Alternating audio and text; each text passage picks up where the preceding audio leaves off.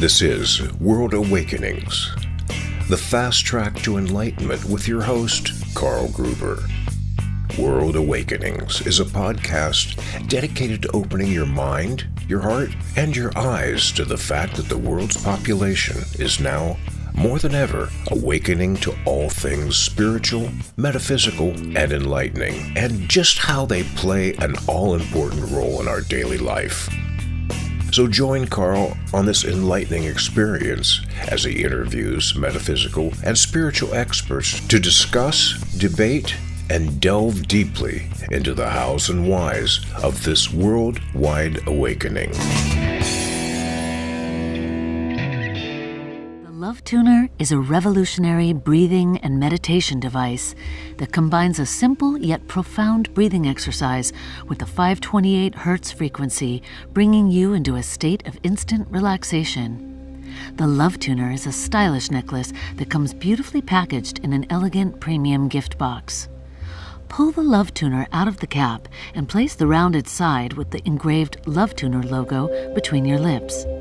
Blow into the Love Tuner gently, like on a flute, to create a smooth, long note with a constant volume. You can make the note last as long as you like.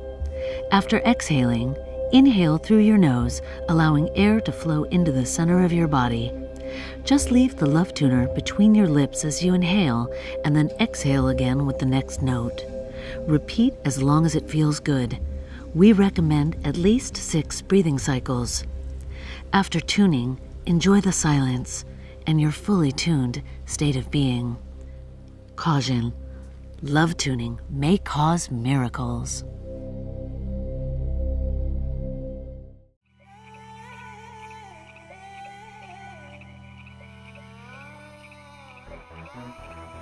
Hey, you live in a world that seems to be filled with uncertainty, chaos, and attack, and that is why I'm so glad you have landed right here, right now, to join us here on World Awakenings, the fast track to enlightenment. I'm your host, Carl Gruber.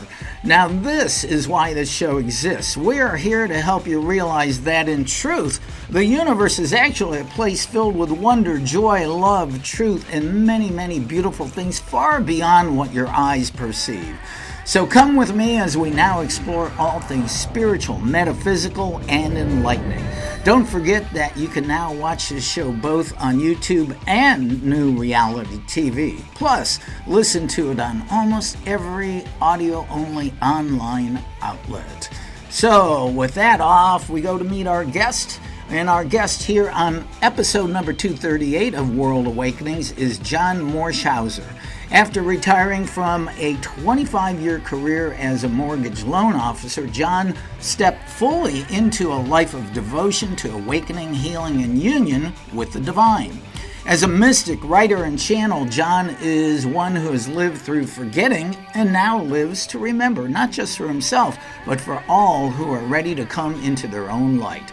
Now, John is in direct communion as a channel with Yeshua. When not writing, John nurtures a contemplative life, tends to the earth, and dreams of humanity lit from within. John's best-selling book, The Remembrance Dialogues, the great turning inward channeled conversations with Yeshua, is his first published work.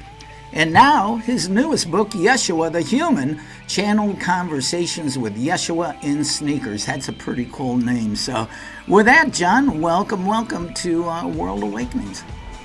Thank you. Thank you very much. I'm deeply honored to be here. I hope that we have some fun today. I see that as we cross over, I think the first thing that's going to be said is we never could take it serious over there, could we? So let's take it serious today. Oh, well, it is really cool. I didn't realize, but you told me this is your very first podcast. Thank you for choosing World Awakenings. Well, thank you for having me. It's kind of, I just say thank you. I'm humbled. Yeah, isn't it amazing that we grew up with no cell phones, no computers, and here we are playing maximum technology to get this done. But I've got to ask you, this is amazing. The most obvious question for you is how the heck does a man like you go from being a career mortgage loan officer to being a channel for Yeshua and the author of 2 books on communicating with the divine? Did you display these abilities when you were a youngster? Not necessarily. When I was, as I mentioned before we started, when I was 12, picked up the book Think and Grow Rich, which my dad had brought home. And after going through that book several times, I came up with the solution to the world was think. And if you could control your mind, you could control the world. And so that kind of was what a 12 or 13-year-old wanted to try to accomplish, was controlling my mind. And then when I was 15, I was going to a United Methodist church, and the church was sponsoring what they called a lay witness mission. This was back in about 67, 68. And it was where members from other Methodist churches came in and shared with our church what giving their lives to Jesus Christ did for them. And so it was a weekend of sharing, and they divided us up in, teenagers and adolescents and adults. And the Saturday evening of that, we were in a group, and I just felt this overwhelming presence come into the room. And it was Jesus, but it didn't feel like the Savior. It didn't feel like this person that died on the cross for my sins. I couldn't get into that. It felt like my best friend.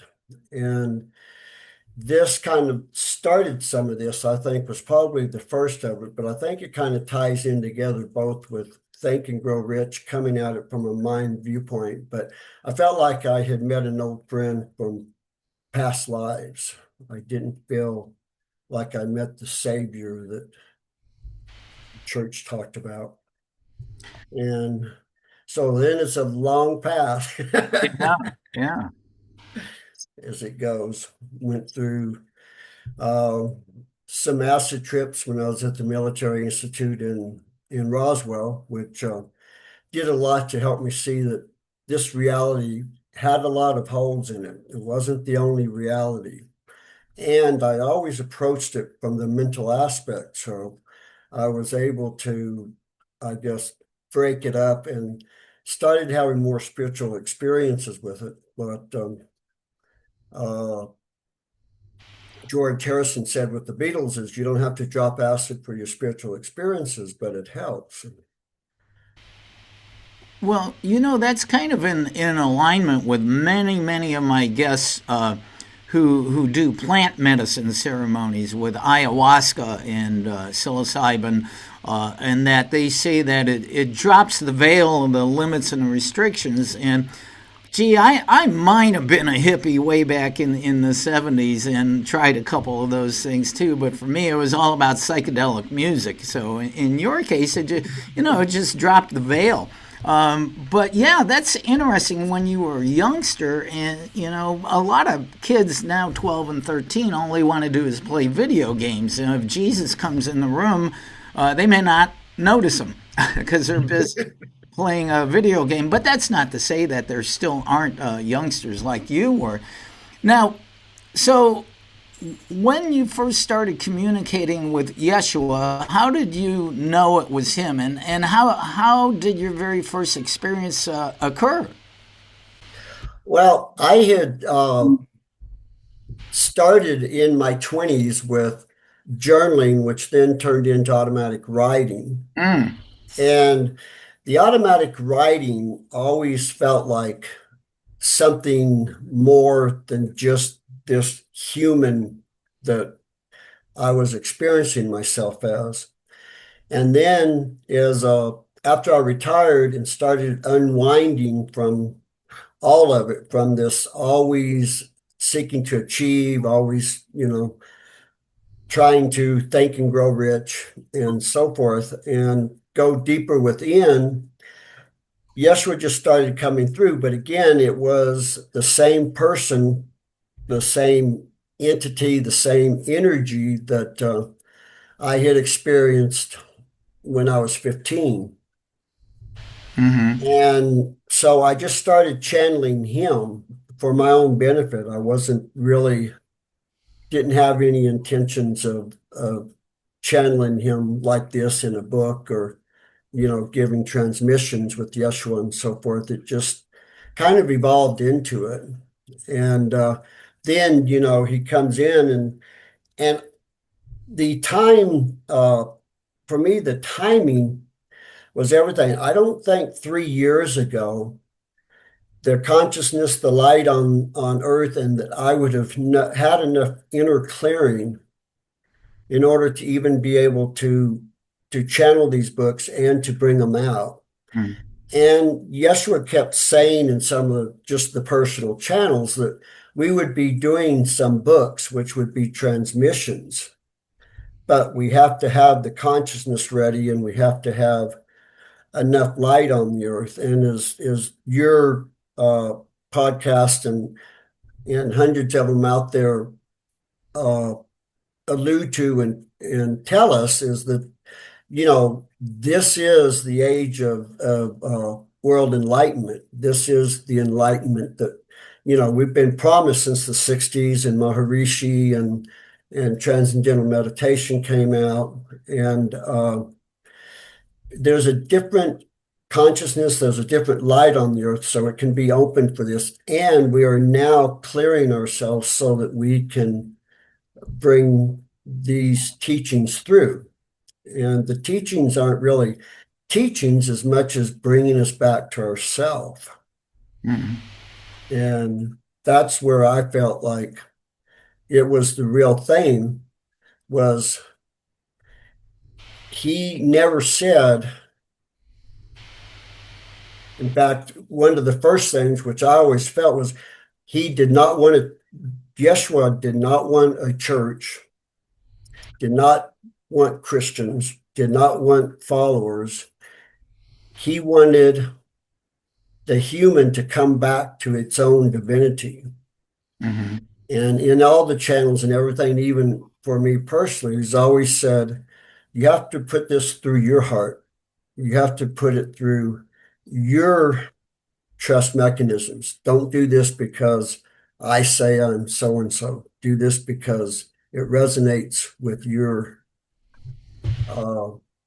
inner heart, with your body, and eventually with your mind. But the mind is the last to even accept it.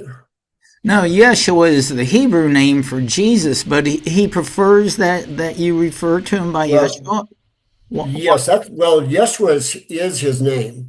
When he was on earth, 2,000 years ago, that was his name. Yes. And after he says, in some of our channeling, after he, there was drugs for the cross and he didn't die on the cross. He just, the drugs just stopped, made him appear dead. So they took him down and then he got on a boat and went back to India, and he taught under the name of ISSI for quite a few years after the cross incidents. And he had felt then coming in and incarnating on earth that, they would be ready for the teaching, because even back then it was still come back to yourself. You render to Caesar what's Caesar's, and then, your final authority is yourself. And of course, the Romans couldn't tolerate that, especially the emperor.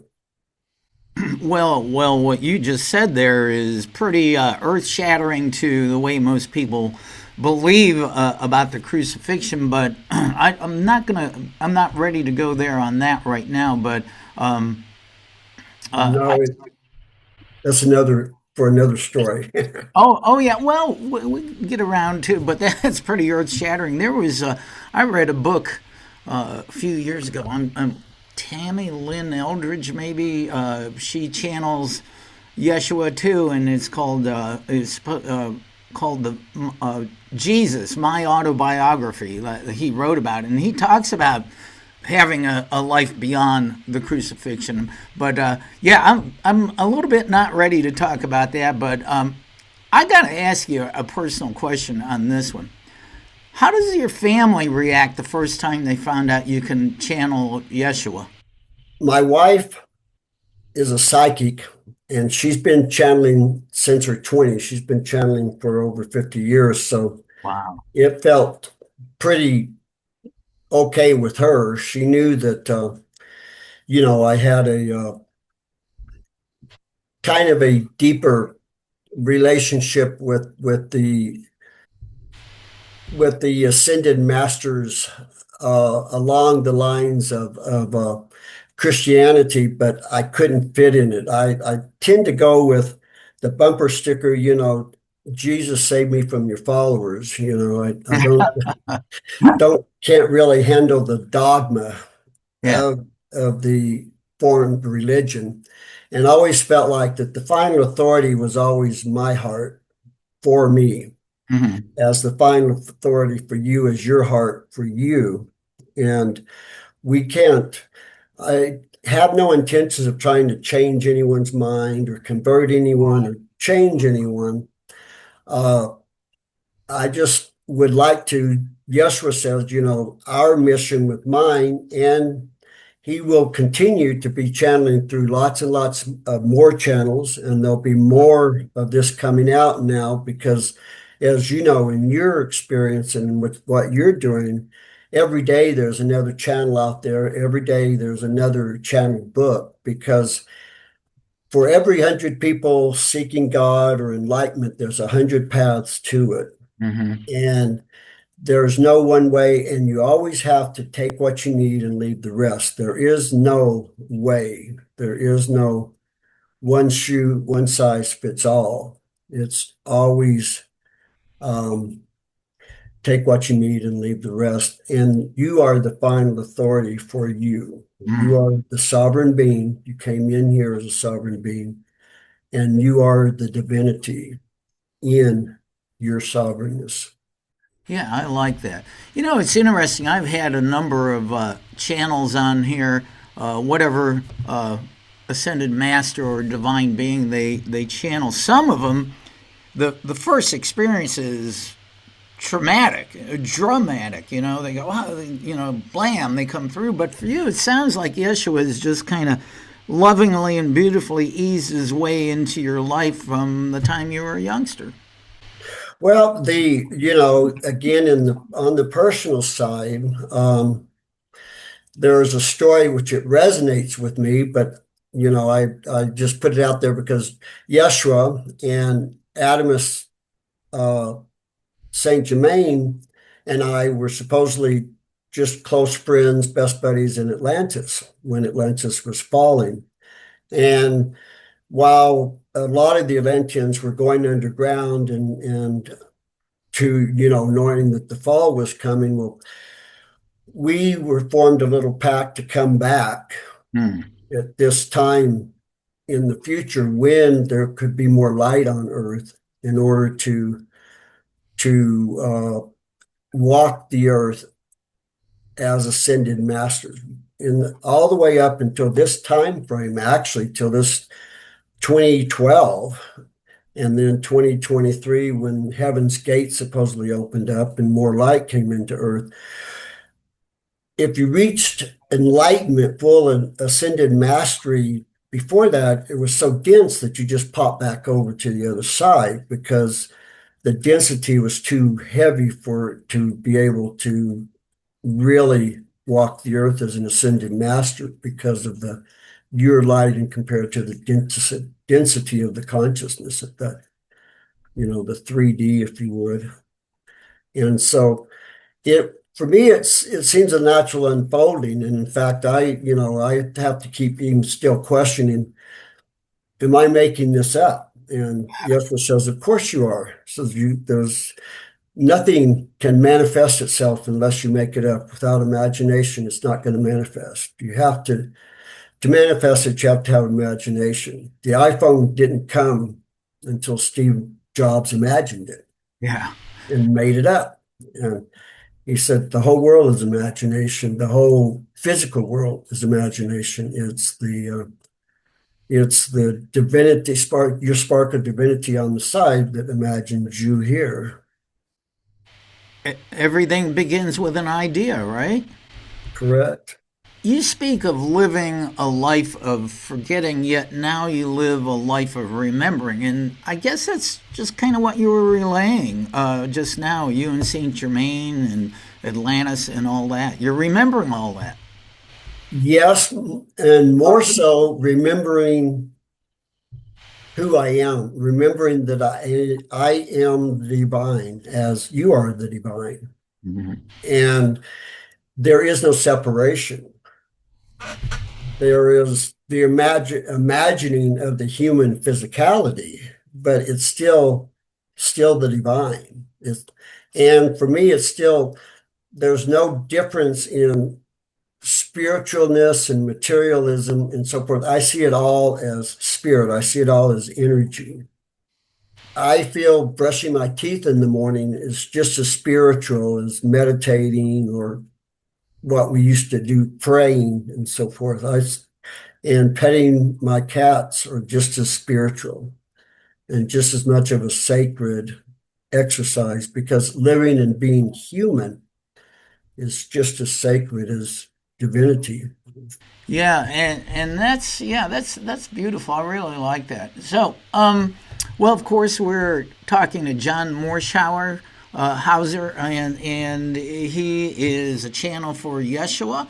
Is it possible that Yeshua could speak to us through you now? Let's give it a try and see what he has to say. All He right. does like to talk.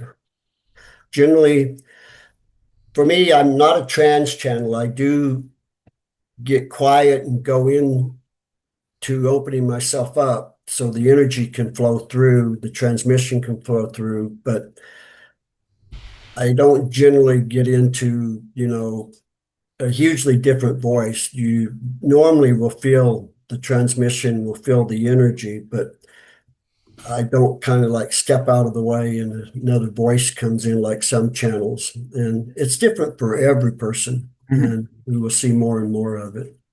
So, yes, let's go ahead and get a question started if you want to. All right. Well, greetings, Yeshua. Why have you chosen this man named John to speak through to us? The basis of the choosing John is because he said yes. We choose all, and whoever says yes, then we come through. As John did mention, we have been friends since Atlantis, so we have been with each other through many, many, many, many lifetimes. And John is one of them that said yes. And there will be many more channeling me, channeling Jesus, channeling their ascended masters. Now, as we get more and more light on the Mother Earth, as we get more and more enlightened ascended masters walking the earth, we need more channels. We need more light and energy through those channels. And we're all on both sides and from the cosmos excited to see what happens when the sovereign human, can now come back to their own divinity and can now experience love consciousness fully for themselves and in their heart and in their body. We are anxious to see what kind of beautiful world can continue now, what kind of beautiful Mother Earth we will all be able to experience because of it.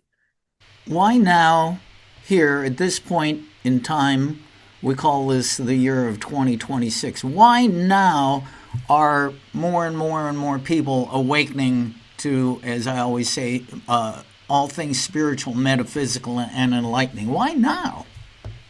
Now is the first time there has been this much light come into Earth. 2012, when there was all of this stuff about the end of the Mayan calendar and the end of the world and so forth, that end was actually the end of the darkness per se as we knew. It wasn't really darkness, it was just less light than now.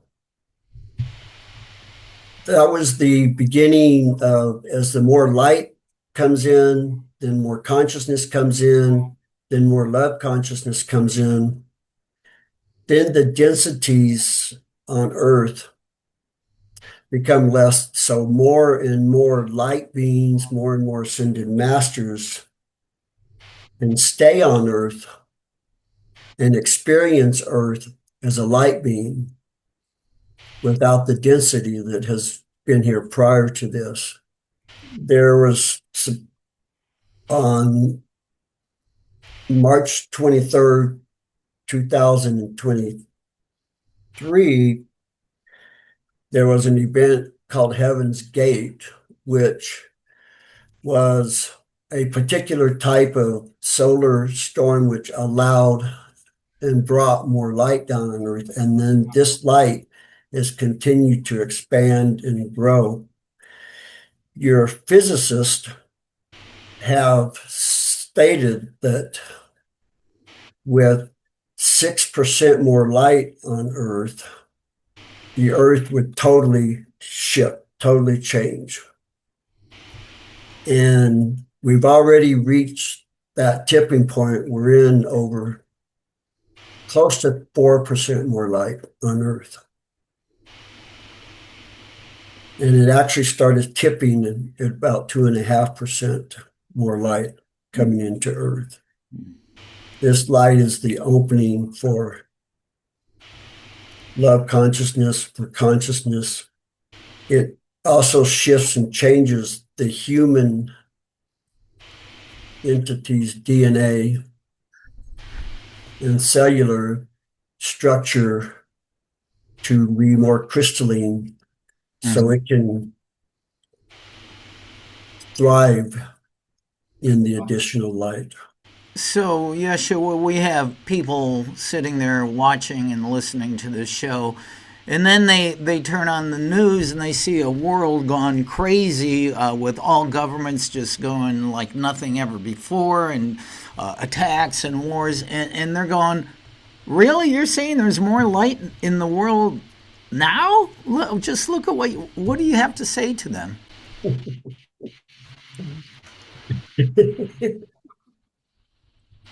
Why do you think you're seeing all of this? Because there's more light. Light is lightening up all of the corruption. The light is lightening up the truth of power. The light is showing us what in the past was hidden from us. The more light is actually, it's showing us, and in the showing of it, it's fighting back. The corruption is fighting back. The divisiveness is fighting back. They don't want to give up their position. It's a power position. And power will always fight to hang on to its power. And power begets power. And now the light is showing all of us the corruption of the systems and the destruction of the systems, because before the system can change, before you can create change, you have to break down the old system. But you can't, if they came through and broke down the whole system overnight and had it imploded, humans would not be able to survive in that type of a shift. That's too drastic of a shift for the human density to be able to handle. And so it's got to drag out. The destruction has to drag out, and the destruction gets louder as it starts crumbling. The louder the scream, the more you hear, the more it's losing ground, if you would. And love consciousness, love creation is coming in underneath. And this is where you see it now. You can put your attention on what the news media wants you to see, or you can put your attention on what is really happening around you. Here, just the other day in Albuquerque, the high school teenagers walked out of school with their ICE signs, and some of the signs said, "We are leaving our lesson so we can show you a lesson." Compassion for humans is more important than putting humans and children in cages and sending them back somewhere else.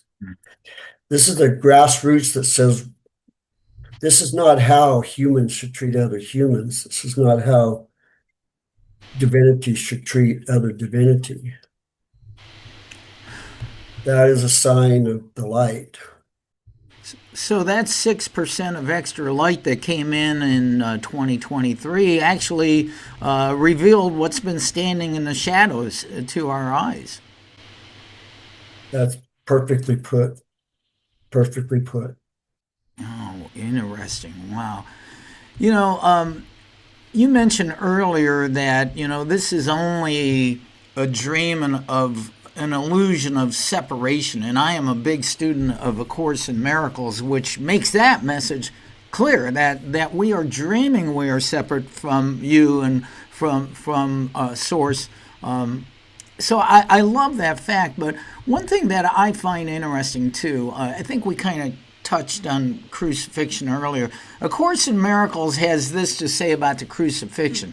The crucifixion cannot be shared because it is the symbol of projection, but the resurrection is a symbol of sharing because the reawakening of every son of God is necessary to enable the sonship to know its wholeness.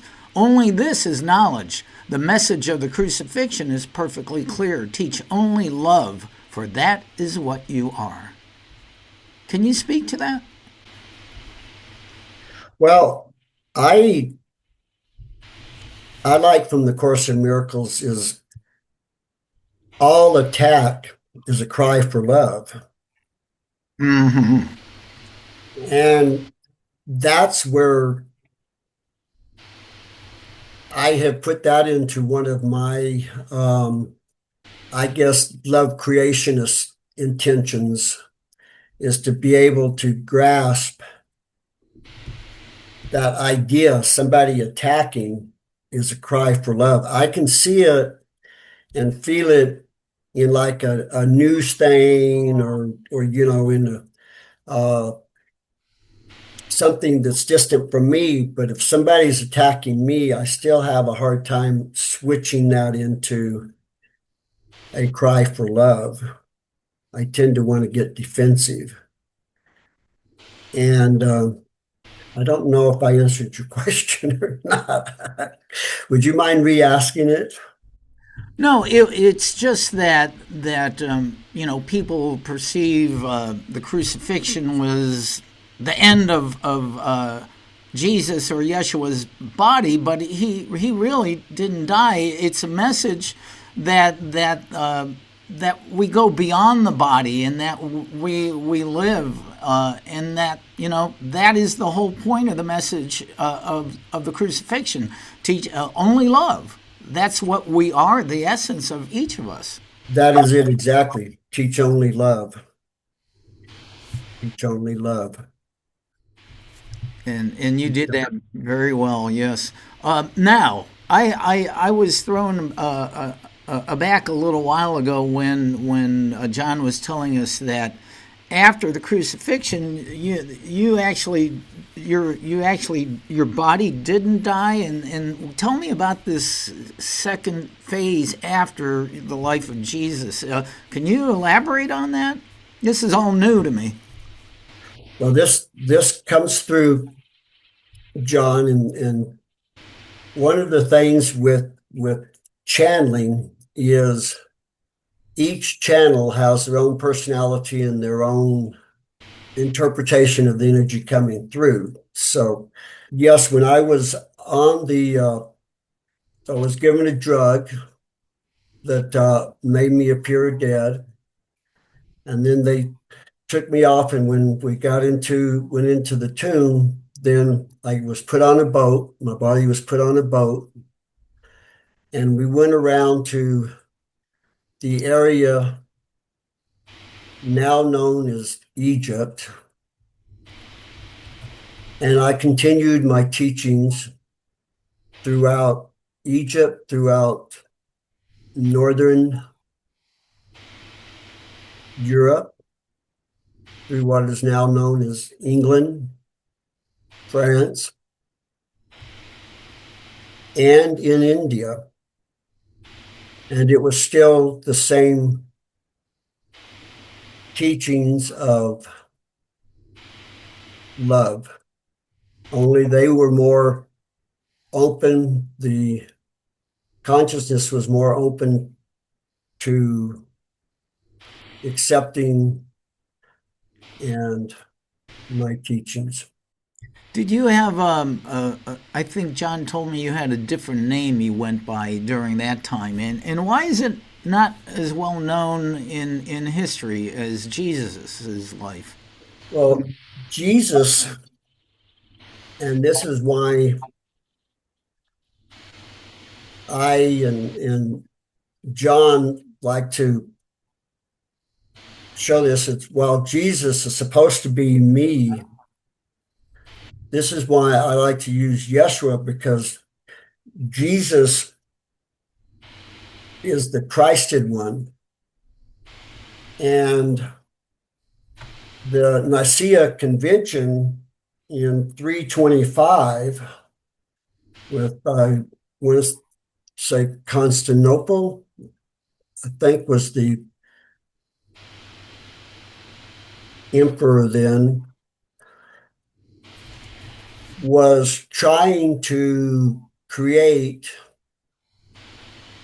a unified church so he could consolidate his power.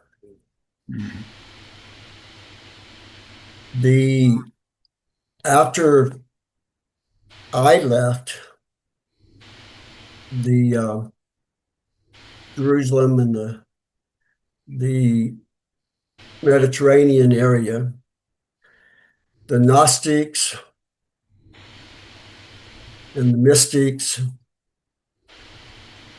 and several other groups were splintered, and everybody had a different understanding and interpretation of my teachings. And so the Council of Nicaea wanted to bring this together and consolidate the churches and consolidate what was being taught and what wasn't to be taught. This is why out of all of the Gospels out there, all of the papers, there's a Gospel of Mary Magdalene, there's a Gospel of Mary, my mother, birth mother, there's Gospel of Thomas, Gospel of Judas. None of those were allowed into the Bible.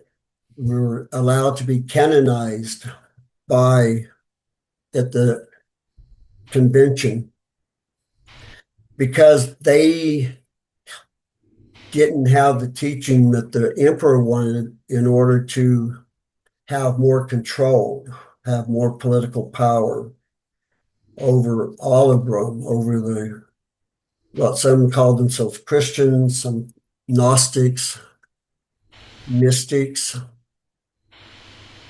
And So the whole New Testament was more of a political power constitution than it was a spiritual. It was decided that the priests were the only ones that could talk to God in this new church. All people had to go through the priest to get to God. That's a good way of controlling people by taking away their sovereign power, taking away their knowledge that they themselves are actually God and they themselves can actually talk to and with God. So all the other teachings, they're still out there. You have teachings going on, back 4,000 or 5,000 years before I even incarnated. In fact, on that in Jerusalem and on that side of the world, it's not AD and BC, it's BE, before the error, ERROR, ACE, after common error, ERROR.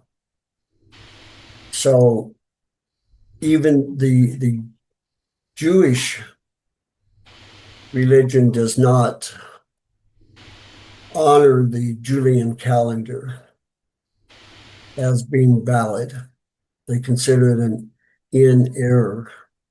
Yeshua, I feel like I'm not giving this its due. There's a lot more we could go down here, and it's all mind blowing to not only me but many people. But I've heard this type of thing before, and I love that you were taking the time to explain this to us. Thank you, and we're going to bring John back in a moment. However, one last thing. What would you like to say to humanity right here, right now?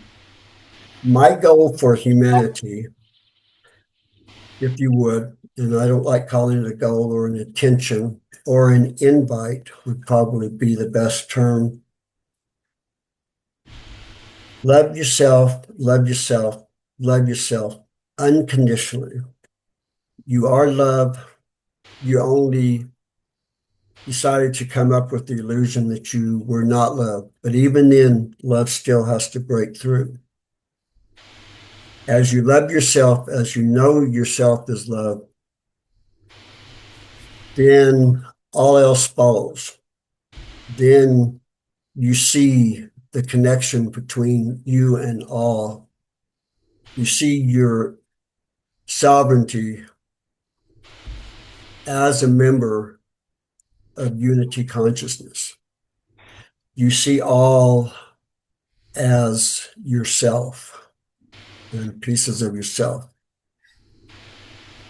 You see that if you cut off your neighbor's finger, you're cutting off your finger. You see, if you're giving hate to your neighbor, you're giving hate to yourself. And know always how magnificent you are. This is not from an ego perspective or look how great I am. This comes from the miracle that you are as an incarnate human on planet Earth. That is a beautiful message. Thank you, Yeshua. So appreciated. I love that term, unity consciousness, and that's where Earth is going now, where humanity is. So with that, thank you, brother. Love you so much, beyond explanation. And if we could bring John back in, I've got a couple more questions for him before we head out of here. Wow, that was pretty interesting. Wow, you got an interesting fellow there. Yeah, I kind of went down a rabbit hole there that I hadn't expected, with things post crucifixion and everything. And I bet there's more books to be written about that. There is, and there's more stories. And I think as we get into what I'm experiencing for myself is the quantum fields now, and all of it is there. I mean, all paths. Well, speaking of books, let's talk about your two books, Remembrance Dialogues, The Great Turning Inward, Channeled Conversations with Yeshua. That's your first published book. And now you have a new book called Yeshua the Human, Channeled Conversations with Yeshua in Sneakers. How did those come about? Well, the Remembrance Dialogue just came through. I had written, my first book was WWYD, What Would Yeshua Do, which is kind of a play on, the What Would Jesus Do that goes around. And I submitted the book to Baby Pie Publishing for evaluation and so forth, and got back, the ready to edit and everything. And so I was wanting to put together the cast to get that. And all of a sudden, these two books just appeared, just kind of like right over my right shoulder. It's just a matter of bringing them out. I never saw anything like it before. In fact, I emailed Mara when I had the Remembrance Dialogue ready. And I said, a funny thing happened on the way to getting money for What Would Yeshua Do. And it was pure magic. I have no other way of doing it. And it was coming through so fast. And what I liked about it was it came through, and then, it came through that, Yeshua says, all these things, these miracles that I did, you can do and more. That I am no different than you, other than what mission I chose to incarnate when I incarnated 2,000 years ago. But and then Yeshua the human had to just kind of, it kind of nudged its way in, because the goal was to make sure you see Yeshua as human. Don't see Yeshua as your savior. He didn't die on the cross for our sins. He supposedly died on the cross to shut him up. The Romans didn't like what he was saying. And that was it. That's basically it.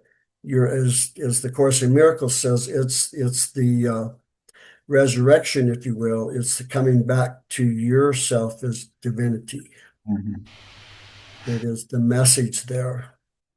Yeah. So your books are like two major downloads. Boom. Here you go, John. Well, put this on your computer.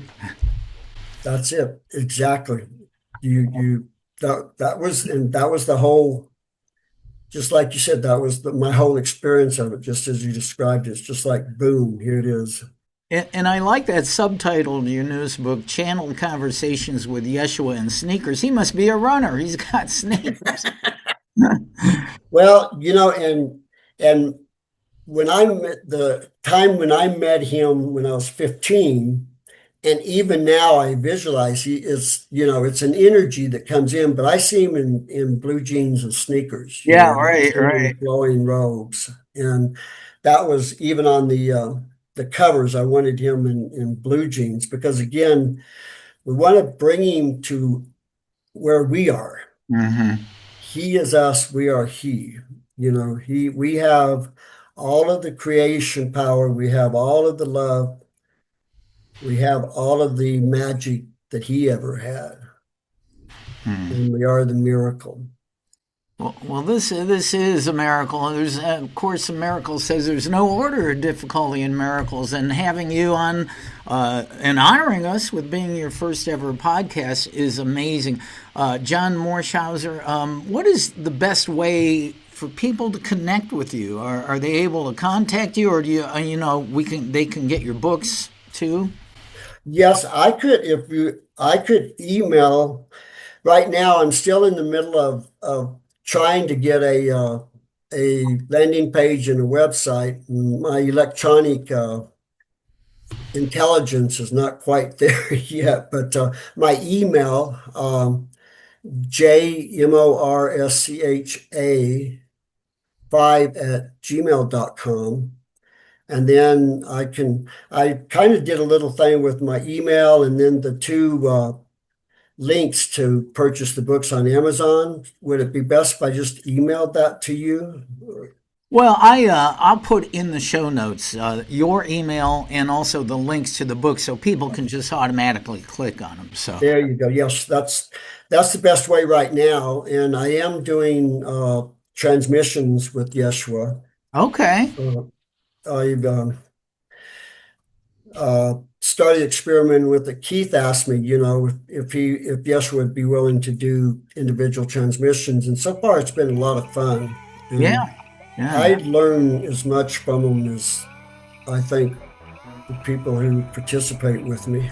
Well, that's great. So if people want to do a one-on-one with Yeshua, they can email you and you can set that up. So, but John Morschauser, this has been amazing. Thank you, Yeshua, brother, for being on World Awakenings. We are absolutely blessed. Thank you, friends. Thank you for having us. We appreciate you.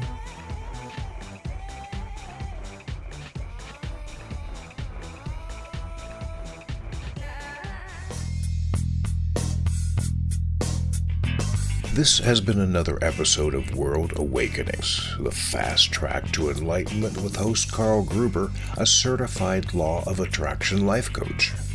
We welcome you to tune in to each and every episode of World Awakenings as we open your mind, your heart, and your eyes to the fact that the world's population is now, more than ever, awakening to the truth of all things spiritual, metaphysical, and enlightening, and just how much they play an all-important role in our moment-to-moment daily life. Much love and light to you, my friend, and thank you for tuning into World Awakenings.